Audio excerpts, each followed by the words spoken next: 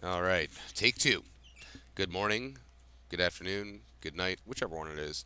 Hello, MagFed community. I would like to cover the dynamic sports gear, PowerTube 2.0. There may or may not be a small handful of videos on it, but I like to be extremely technical about how I go about uh, detailing things. So I'm just going to keep it to the point. Anyone who knows what this dynamic sports gear PowerTube 2.0 is knows what it's for. If you know about it, you know that a lot of people have been getting a hold of them and not being able to drop them in. Some people have the patience to send it right back and get another one. If you, like me, had to get to an event, you needed it for this weekend, and you were willing to do anything to get there, or you just all around do not care and don't want to deal with the mess like I did, that's that's part of the deal. You can just do some of this stuff instead that I'm about to show you. But let's just dive right in. First, quick shout out to Marcos J. Ramirez Romero over there on the MagFed paintball page on Facebook. He was actually really helpful.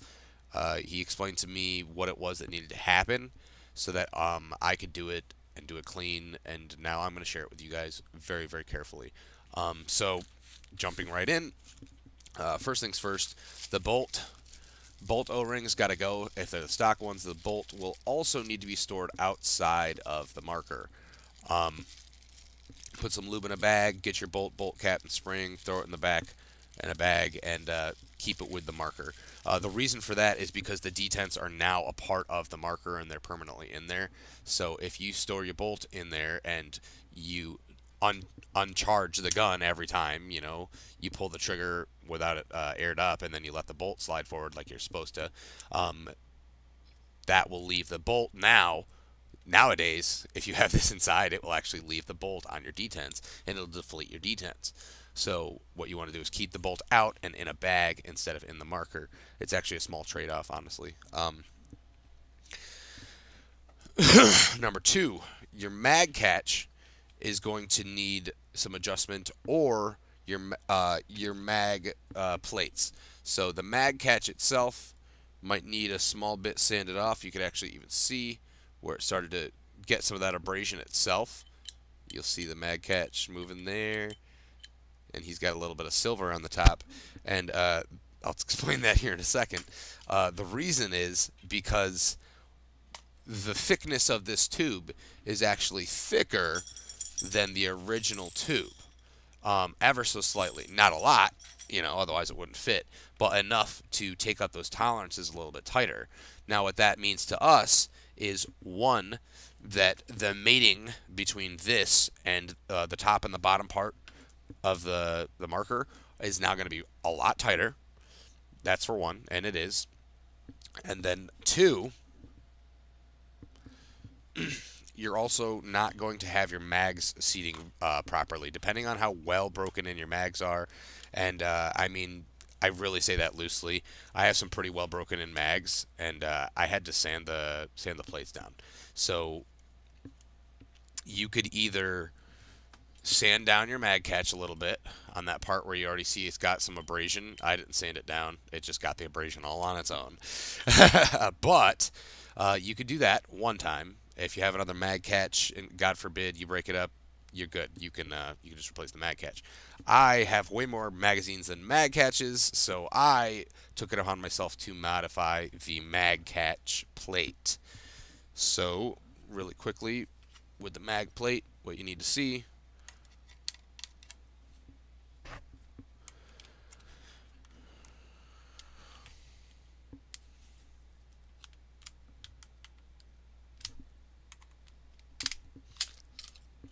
So the mag plate on this one, you'll see right here on this edge, has been sanded down just a hair's breadth.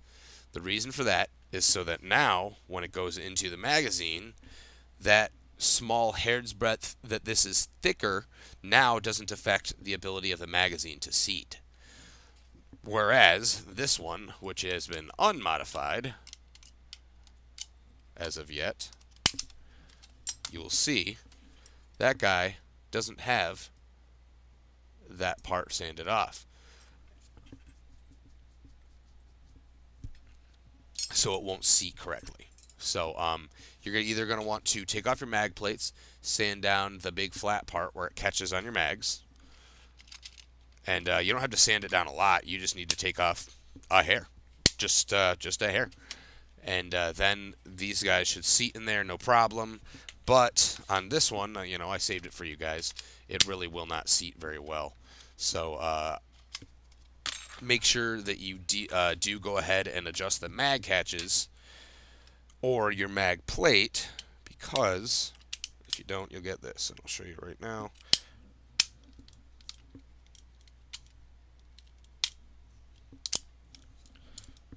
Here's an unadjusted one, and I really gotta push that in there to get it to seat. Now here's the other one.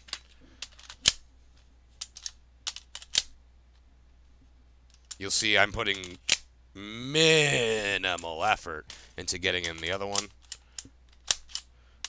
and that's because of the mag plate. There's a small tolerance that's now a little bit tighter between the blue and the black here. So blue tube, black face. It's this thing's just a little bit further this way. So now the mag's going to sit further a little bit down. That means the mag catch won't actually catch in the thing where it's supposed to catch. All you got to do, sand that down or sand down the mag catch itself. Not very hard. I would use a flat file. This is the flat file I used, and it worked very nice. So that is number 2.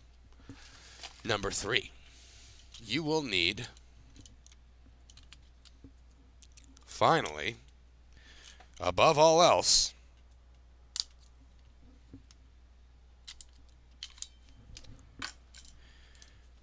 to adjust the tube. So, on this tube,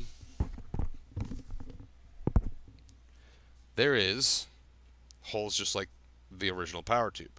But at the bottom of this tube right here, right where you see my little black pointy thing touching that tube, the very bottom edge of that hole, that's where you're going to want to file down a little bit. I would really recommend that you don't use a Dremel.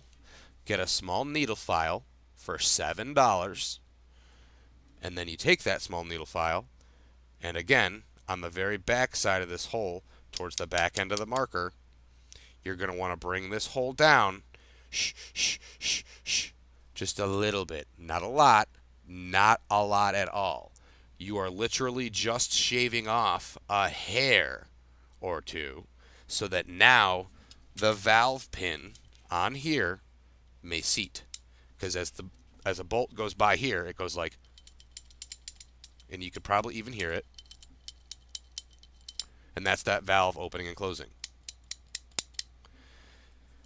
Now, that little tiny hole, the tolerances on the T15 are not, sorry, let's rephrase that. The operation of the T15 is not dependent on extremely tight tolerances. Now, that's a good thing, because you got anything that's really, just in life, if it's dependent on being super accurate, it's just going to be a lot harder to reproduce that thing. Whereas, you know, a slightly, like Titmans are not dependent on extremely tight tolerances, and you could go on. But I think you guys get what I'm saying. But they did take up some of those loosenesses and the tolerances to go ahead and make this. The problem is a little shift here, a shift there, left, right, you know, up or down on the machine making the manifolds, the machine making these tubes, whatever it is. Now those tolerances don't actually align all that perfectly. So that, you know, like I said, not necessarily a bad thing that this thing doesn't require tight tolerances to run, but now that you've got a new precision machined part in there, those tolerances kind of matter.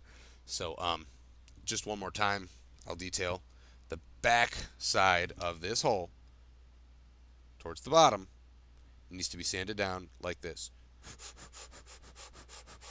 Just a little bit, not a lot. In fact, that's about how much I did it. Just like a couple seconds. And it should be about where it needs to be. You'll see that it almost looks unmodified. If you look at my teardrop, you'll see, let me see if I can get it to stop shaking on you guys. There you go. So you can see my hole it almost looks unmodified. You can just barely see the scoring, but you don't need to bring the hole down a lot at all. You just need to bring it this way, just a couple shaves. So once you've done those three things, you'll have functionality. Some things to remember. Again, the bolt must be stored outside the marker to preserve detents. The magazine plates or the mag catch is going to need a modification, so that way the magazines will seat. And then, big one here, when you are shaving metal off of the power tube, make sure you clean off the entire assembly, all assemblies that were connected to this, before throwing your bolt in and cycling the bolt. If you go ahead and shave, pop your bolt in, all that's about to happen is the inside of this is going to score up, your bolt's going to score up, it's got brass on it, it's not going to like it, and then your O-rings are all going to get torn up, which is honestly the least of your problems. So when you shave off some metal off the inside of this thing, I did it with the tube outside of the marker. If you do it with the tube inside of the marker, you better have the nicest, strongest air compressor, blow it out, squeegee it out, brush it out, and then also make sure that you get the threads where the barrel goes in. I will be damned if I ever get a single bit of shredded metal inside my barrel threads. So those are just some things to remember. Performance improvements. Let's get to the good stuff. So performance improvements are going to be shot quality.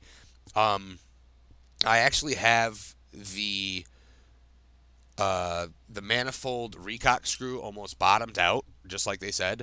My FPS screw, I didn't even change it. I literally, when I put this stuff in, I'd made no adjustments to my manifold, and I was still shooting a perfect 280, and every single shot was within 2 FPS, which that blows my mind, because we're talking about a blowback, and blowbacks are not exactly known for consistency. So with that in mind, the quality of the shots now are just tremendous. When you pull the trigger, there used to be a lot of cha cha cha. Now it's cha cha cha.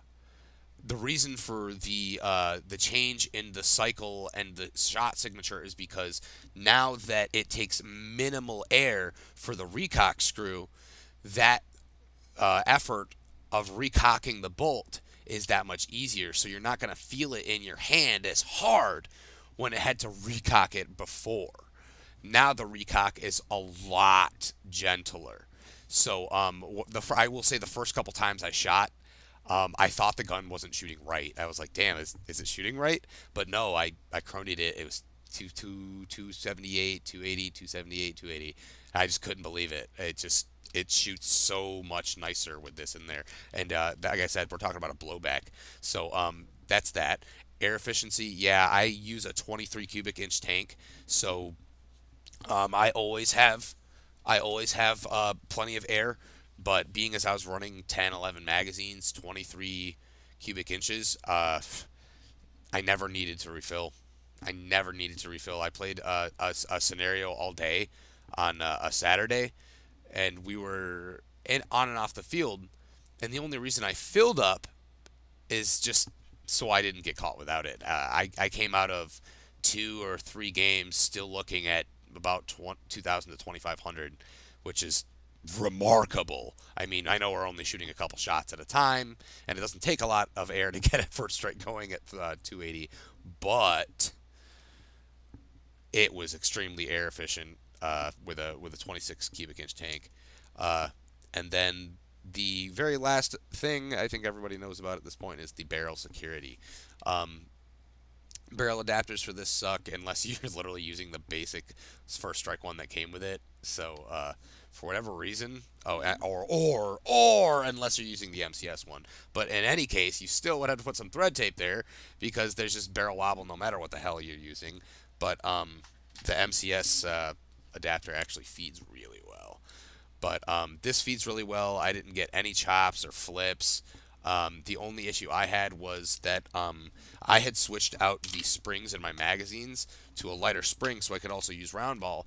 Problem is, in a scenario, things are getting a lot like wilder. So yeah, some of that broken paint that will happen once in a while. Uh, uh, it will sort of like make its way down to the magazine. Now the magazine, the internals of the magazine were getting a little chalky, so the spring and follower didn't want to push the first strike all the way up. But that was completely unrelated to this stuff.